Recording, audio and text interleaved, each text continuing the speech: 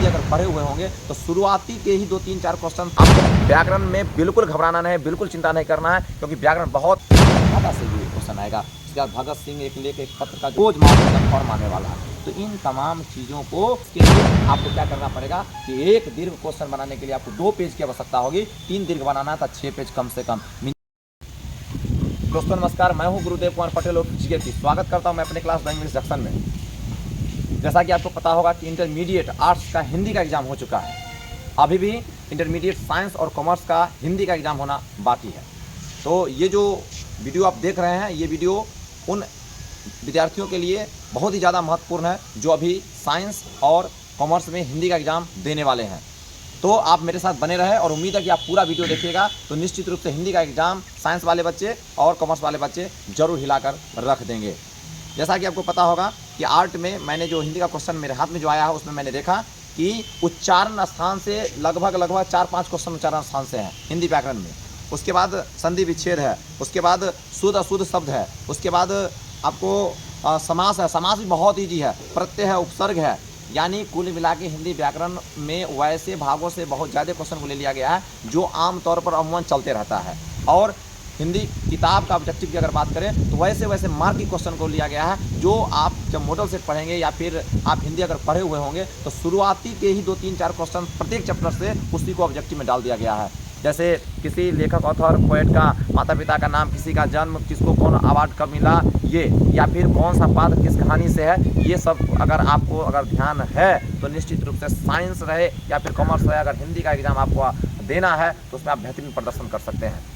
जैसा कि आपको पता है कि 1 से लेकर 100 तक ऑब्जेक्टिव क्वेश्चन रहता है और उसमें व्याकरण और किताब दोनों रहते हैं। तो आपको व्याकरण में बिल्कुल घबराना नहीं है, बिल्कुल चिंता नहीं करना है, क्योंकि व्याकरण बहुत ईजी दिया है आर्ट में। तो निश्चित रूप से टाइप ये भले क्वेश्चन नहीं आएगा लेकिन टाइप वही रहेगा, उसमें भी आपको उच्चारण स्थान आएंगे, शुद्ध अशुद्ध शब्द दिया जाएगा, विलोम शब्द दिया जाएगा, 1-2 मुहावरा भी पूछे हुए हैं, समास पूछे हुए हैं, प्रत्यय उपसर्ग पूछे हुए हैं। तो इन तमाम चीज़ों का आप जाके अभी भी समय है, देख लीजिए, आपका एग्जाम बेहतर नहीं बेहतरीन जाएगा। आपको धैर्य दिखाना है, क्योंकि हिंदी का एग्जाम है, सब्जेक्टिव है, इसके लिए आपको अक्षर साफ सुथरा सुंदर बनाना होगा और शुद्धि पर आपको ध्यान रखना पड़ेगा। जितना जो शब्दों में कहा जाएगा उतना आपको शब्दों में देना ही पड़ेगा। उसके बाद समय का भी आपको ध्यान रखना है। उसके बाद बहुत ज़्यादा उसमें ना जोड़ने की ज़रूरत नहीं है, क्योंकि जितना सटीक हिंदी में आप आंसर दीजिएगा उतना नंबर ज़्यादा आने की संभावना है सब्जेक्टिव प्रश्न का।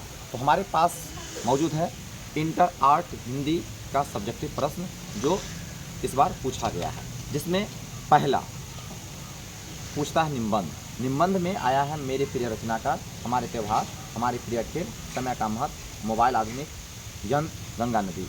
ये जो आपके सामने मैंने टॉपिक को रखा, ये टॉपिक उतना ज़्यादा आसान नहीं है, लेकिन आर्ट्स के स्टूडेंट जिन्होंने भी इस एग्ज़ाम को दिया हुआ होगा, निश्चित रूप से इसमें 6 टॉपिक में 1-2 टॉपिक उनके लिए ज़रूर आसान होगा, उनको लग गया होगा कि मैं लिख सकता हूँ। तो साइंस के स्टूडेंट, कॉमर्स के स्टूडेंट, आपको भी घबराने की आवश्यकता नहीं है, क्योंकि आपको भी ये 6 जो है वो ऑप्शन में रहेगा और उसमें आपको एक बनाना है। और मुझे लगता है 1 नहीं 2-3 ऐसा टॉपिक लगेगा जिसको देख के ही आपको लगेगा कि मैं इस पर लिख सकता हूँ। तो आपको सही और सटीक टॉपिक का चयन करना है। अब देखिए, इसमें बच गया महंगाई, इसमें बच गया नशाबंदी, इसमें बच गया जल जीवन हरियाली, इसमें बच गया कोविड-19, इसमें बच गया समाचार पत्र।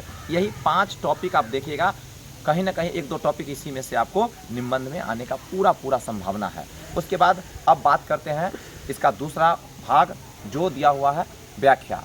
व्याख्या के बारे में आपको क्लास में पूरी तरीके से प्रैक्टिस कराई गई है, लेकिन फिर भी चूँकि आपको अभी एग्ज़ाम देने के लिए जाना है तो कुछ ऐसा मैं आपको ट्रिक बताता हूँ जो आप व्याख्या को पकड़ लीजिएगा। जैसा कि आप देखिए कि इसमें अर्धनारीश्वर का एक व्याख्या दे रखा है, उसके बाद एक आपको पद से दिया हुआ। तो अब बच गया क्या? अब बच गया बातचीत। अब क्या बच गया? उसने कहा था। अब क्या बच गया? सिपाही की माँ। अब उधर क्या बच गया? पुत्र वियोग। इन तमाम 4-5 ऐसे आपको शीर्षक हैं जिस शीर्षक का आप व्याख्या देखिए, वही व्याख्या आपको एग्जाम में आएंगे। और मुझे तो बहुत आश्चर्य होता है कि इंटरमीडिएट का जो एग्ज़ाम है, बच्चा एग्ज़ाम दे इंटरमीडिएट का, और आवेदन पत्र जो है वो 8, 9, 10 के स्टैंडर्ड का है। तो स्टूडेंट के दृष्टिकोण से तो ये काफ़ी फायदेमंद है। तो साइंस के स्टूडेंट, कॉमर्स के स्टूडेंट, आपको घबराने की आवश्यकता नहीं है। आपको एकदम आप ध्यान रखें, बहुत ही ईजी, बहुत ही आसान आपको आवेदन पत्र या फिर पत्र आएगा एग्जाम में। जिसको आप देखते ही समझ में आपको आ जाएगा कि ये तो बहुत ही आसान है, इसको मैं लिख लूँगा। अब मैं बात करता हूँ क्वेश्चन आंसर का। क्वेश्चन आंसर जो है वो एग्जाम में आपको 10 नंबर का लघु टाइप का पूछता है और 15 नंबर दीर्घ का पूछता है। तो सबसे पहले हम लोग चर्चा करते हैं लघु का। लघु में देखिए क्वेश्चन दिया, हर चरना कौन है, बिटिया कहाँ कहाँ लोहा पहचान पाती है, व्यवहारिक राजनीति क्या होती है, पंच परमेश्वर के खो जाने को लेकर कभी चिंतित क्यों है, नागरिक क्यों व्यस्त है, क्या उनकी व्यस्तता जायज है, घर पहुंचने पर लेखक ओम प्रकाश वाल्मीकि को देख उनकी माँ क्यों रो पड़ती है, तुलसी के हृदय में किसका डर है, डायरी का लिखा जाना क्यों मुश्किल है, त्रिश क्या है, कहानी में किसका प्रतीक है, जीवन में विद्रोह का स्थान क्या है। मैं इसलिए इस क्वेश्चन को पढ़ा आपके बीच में क्योंकि ये जो क्वेश्चन जिस चैप्टर से ले लिया गया है, अब जो बच गए हैं चैप्टर, उस चैप्टर का जो मार्गिक क्वेश्चन है उस क्वेश्चन को आपको देखने की जरूरत है। जैसा कि आपको पता होगा कि बातचीत से एक भी क्वेश्चन ने लिया है, साइंस में बातचीत से क्वेश्चन आएगा, उसने कहा था से एक भी क्वेश्चन लिया है, उसने कहा था से भी क्वेश्चन आएगा। इसके बाद भगत सिंह एक लेख एक पत्र का जो है उससे आने का संभावना है। तो आपको घबराना नहीं है, पुत्र वियोग से क्वेश्चन आने वाला है। इसलिए इस सब चैप्टर का जो बच गया है उसको आप जाइए, अभी से बहुत समय है आपके पास, और उसका लघु प्रश्न देखिए, एकदम आना तय है।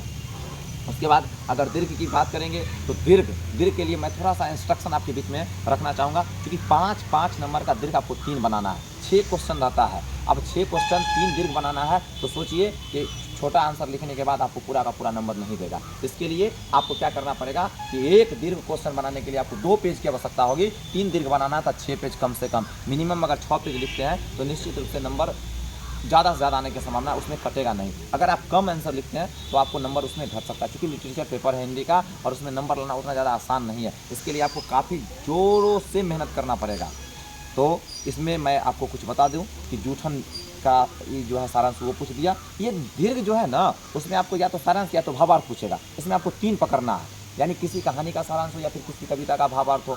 इसमें शिक्षा दे दिया, हारजी दे दिया, उषा दे दिया और प्यारे नन्हे बेटे को दे दिया। अब क्या बच गया? अधिनायक बच गया। अब क्या बच गया? तो उषा बच गया। अब क्या बच गया? तो पुत्र वियोग बच गया। अब क्या बच गया? तो कोई सूरदास का जो पद है वो बच गया कविता में। इधर अगर कहानी की बात कीजिएगा, उसने कहा था कहानी का केंद्रीय भाव वो बचा हुआ है, सिपाही की माँ बचा हुआ है। उसके बाद में आप क्रिश की चर्चा कीजिएगा, रोज मालती है वो कन्फर्म आने वाला है, रोज मालती कन्फर्म आने वाला है। तो इन तमाम चीज़ों को आपको 2-2 पेज में भावार्थ सारांश पूरी की पूरी तरीके से लिखना है। शुरू में लेखक ऑथर का परिचय देते हुए और एंडिंग करना है। देखिएगा 5 या 15 नंबर का जो दीर्घ है उसमें आपको अच्छा मार्क्स आने की संभावना है।